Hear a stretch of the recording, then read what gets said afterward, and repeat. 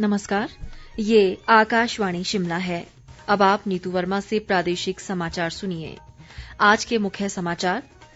केंद्रीय वित्त राज्य मंत्री अनुराग ठाकुर ने सुजानपुर व हमीरपुर विधानसभा क्षेत्र में करोड़ों रुपए की विकास योजनाओं के किए उद्घाटन व शिलान्यास। किन्नौर जिले की पुरबनी पंचायत में भीषण अग्निकांड की घटना में करीब 10 मकान जलकर राख, आग पर काबू पाने का कार्य जारी। उद्योग मंत्री बिक्रम ठाकुर ने कहा, निवेशकों को आकर्षित करने के लिए राज्य में औद्योगिक निवेश नीति लागू। और अंतर्राष्ट्रीय कुल्लू दशहरा की तैयारियां पूरी, सूक्ष्म रूप से किया जाएगा परंपराओं का निर्वहन। कोविड-19 महामारी के खिलाफ देश एकजुट होकर लड़ रहा है। आप भी हमारे साथ सुरक्षा और बचाव के 3 आसान एहतियाती उपायों का संकल्प लें।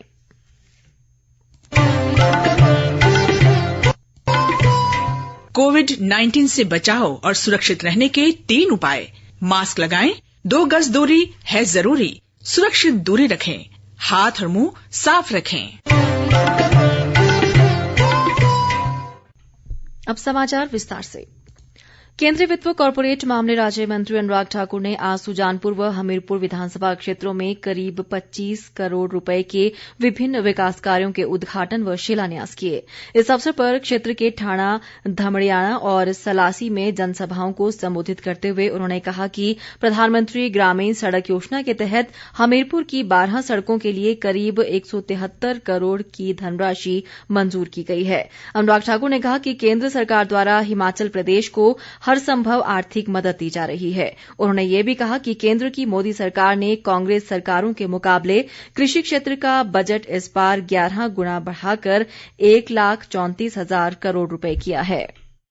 हमने जो कहा वो करके दिखाया। चाहे किसानों की आय दुगना करने की बात हो, हमने स्वामीनाथन कमेटी की रिपोर्ट को लागू भी किया। 1200 करोड़ रुपया केवल कृषि बजट था कांग्रेस के 2014 में, उसको बढ़ाकर 1,34,000 करोड़ किया तो मोदी सरकार ने किया है 6 सालों में। किसानों के लिए MSP खरीद इस महामारी के समय भी 75,000 करोड़ रुपया अप्रैल मई महीने में मोदी सरकार ने खर्च किया। MSP के खरीद केंद्र अनाज के 1.5 गुना बढ़ाए और दलहन तिलहन के 3 गुना ज्यादा खरीद केंद्र भी बढ़ाए।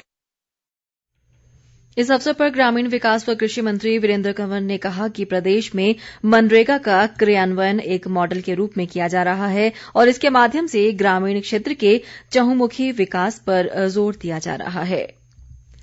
किन्नौर जिले में कल्पा उपमंडल की पुरबनी पंचायत में आज दोपहर बाद भीषण अग्निकांड की एक घटना में लगभग 10 मकान जलकर राख हो गए। रिकांगपिओ से हमारे जिला संवाददाता सीताराम नेगी ने बताया कि अग्निशमन विभाग के साथ साथ सेना व ITBP के जवानों सहित होमगार्ड और स्थानीय लोग भी आग बुझाने के कार्य में लगे हुए हैं।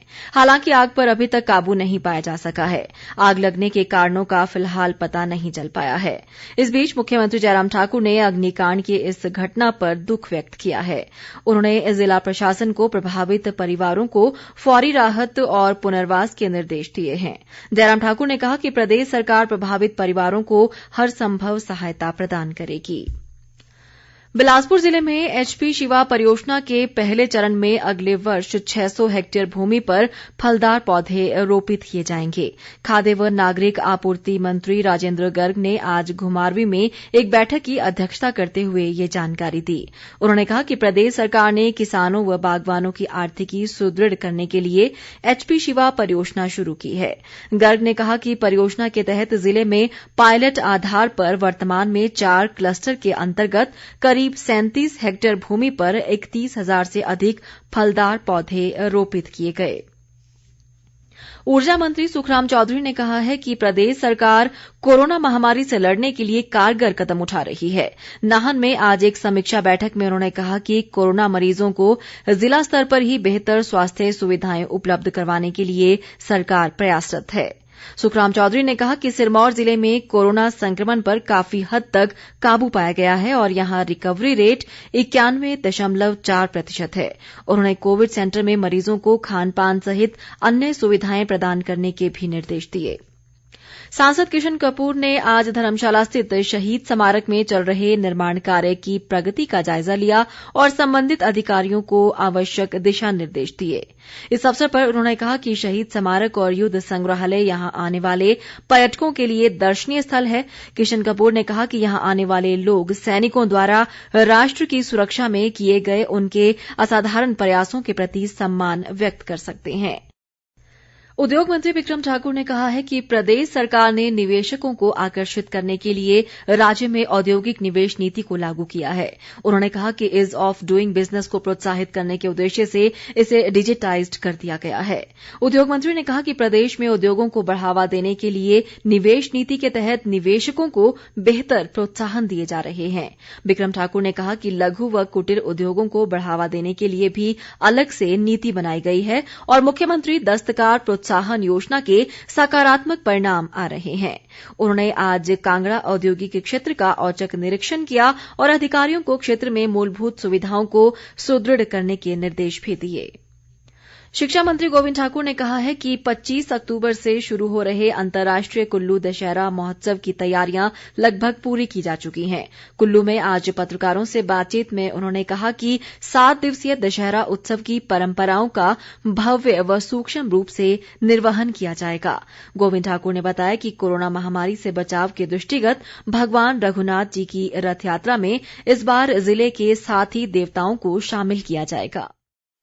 सरकार की ओर से जो एसओपी बना है, सारे नियमों का पालन होगा और रघुनाथ जी के कैंप में चाहे दूसरे कैंप्स में दर्शन इत्यादि करने के लिए कोई रोक टोक नहीं होगी, लेकिन ठीक प्रकार की लाइनें लगे, सामाजिक दूरी के नियमों का पालन से प्रॉपर सैनिटाइजेशन होती रहेगी। और हमने ये भी कहा कि जो देवी देवता जो आ रहे हैं तो वहाँ पर हम लगातार उनको कुछ किट देंगे जिसमें मास्क इत्यादि है, सैनिटाइजर है और बार बार कैंप्स भी सैनिटाइज होते रहे। ऐसे सारी व्यवस्था हमने करके।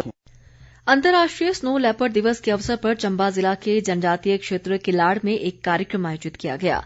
इस दौरान वन मंत्री राकेश पठानिया ने वीडियो संदेश के माध्यम से लोगों को स्नो लेपर्ड दिवस की शुभकामनाएं दी। उन्होंने कहा कि प्रदेश सरकार राज्य पशु बर्फानी तेंदुए के संरक्षण के लिए प्रयासरत है। इस मौके पर बतौर मुख्य अतिथि मौजूद मुख्य वन अरण्यपाल अनिल ठाकुर ने लोगों से वन्य प्राणियों के संरक्षण का आह्वान किया। प्रदेश में कोरोना संक्रमितों की संख्या बढ़कर 19,898 हो गई है। प्रदेश में कोरोना के आज अभी तक 54 नए मामलों की पुष्टि हुई है। स्वास्थ्य विभाग द्वारा जारी बुलेटिन के अनुसार मौजूदा समय में राज्य में कोरोना के 2,542 सक्रिय मामले हैं और 17,050 मरीज अब तक स्वस्थ हो चुके हैं। प्रदेश में कोरोना से अभी तक 280 लोगों की मृत्यु हो चुकी है। प्रधानमंत्री नरेंद्र मोदी 25 अक्तूबर को सुबह 11 बजे आकाशवाणी पर मन की बात कार्यक्रम में देश विदेश के लोगों के साथ अपने विचार साझा करेंगे। यह कार्यक्रम आकाशवाणी और दूरदर्शन के अलावा आकाशवाणी समाचार की वेबसाइट www.newsonair.com तथा news on AIR mobile app पर भी प्रसारित होगा। मन की बात कार्यक्रम का आकाशवाणी, दूरदर्शन समाचार, प्रधानमंत्री कार्यालय और सूचना व प्रसारण मंत्रालय के यूट्यूब चैनलों पर भी सीधा प्रसारण किया जाएगा। विधायक पवन नैयर ने कहा है कि चंबा विधानसभा क्षेत्र के तहत करीब 100 करोड़ रुपए की लागत से निर्मित होने वाली विभिन्न विकास योजनाओं के निर्माण कार्यों को जल्द शुरू किया जाएगा। ये बात आज उन्होंने रजेरा संगेड़ संपर्क सड़क के उद्घाटन अवसर पर कही। इंदिरा गांधी राष्ट्रीय मुक्त विश्वविद्यालय की सत्रांत परीक्षाओं के लिए ऑनलाइन परीक्षा फॉर्म 10 नवंबर तक भरे जा सकते हैं। इग्नू के शिमला स्थित कार्यालय के क्षेत्रीय निदेशक जोगिंदर कुमार यादव ने बताया कि विद्यार्थी इग्नू की वेबसाइट पर ऑनलाइन परीक्षा फॉर्म भर सकते हैं। सिरमौर एथलेटिक्स एसोसिएशन ने जिला स्तरीय एथलेटिक्स प्रतियोगिता की तारीख व स्थान में बदलाव किया है। एसोसिएशन के सचिव वीके यादव ने बताया कि अब ये प्रतियोगिता 26 अक्तूबर को नाहन के बजाय पांवटा साहिब में आयोजित की जाएगी।